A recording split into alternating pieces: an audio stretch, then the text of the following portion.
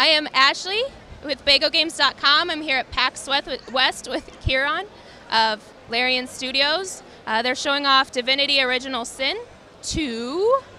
So yeah, tell us about the game. So Original Sin 2, Divinity Original Sin 2 is a sequel, obviously, to Original Sin 1. It was kickstarted by our backers 2 years ago. It's a top-down, turn-based, party-based RPG. It's got about 100 plus hours of gameplay, and it's also up to 4 players. So for fans of the Original Sin 1, what can they expect to see new in this second edition? So we've kind of doubled down on everything that made the game great in the first place. So anything that our fans liked, we made sure to look at and try and improve. So everything from our combat, we've rejigged some of the rules in there. We've added an awful lot of extra skills, some new skill classes as well. So we've added polymorph and metamorph. One of the biggest changes to the game that's most notable is probably our dialogue system and our writing. We went from about 1.5 writers in the first game to about 9 writers in this game. And that can be seen in almost everything, because what that allowed us to do is create a tag system that essentially allows you to roleplay who you want to roleplay.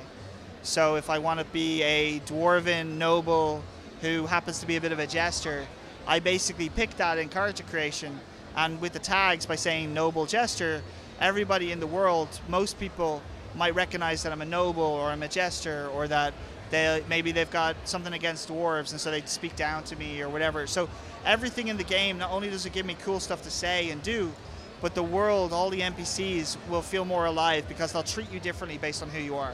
So if you're playing with me and you're a lizard and I'm a dwarf, we're gonna talk to the same person, and they're gonna have a very different conversation. Cool, cool. Tell us about some of the new skills and abilities that are interesting in this one. Yeah, well, there's a couple of things. One, we've done, in the first game you were a source hunter, so you were hunting these people using forbidden magic called source. In this game, you're the sorcerer, you get to play with that forbidden magic. And so you get some really cool abilities at the beginning and also at the end of the game that are source abilities, source specific.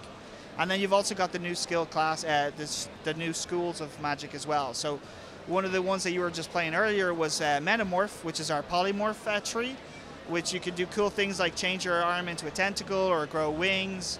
You can grow bull horns, and you can also do things like turn people into chickens. I like the chicken. We did the chicken. That was fun. How about Game Master mode?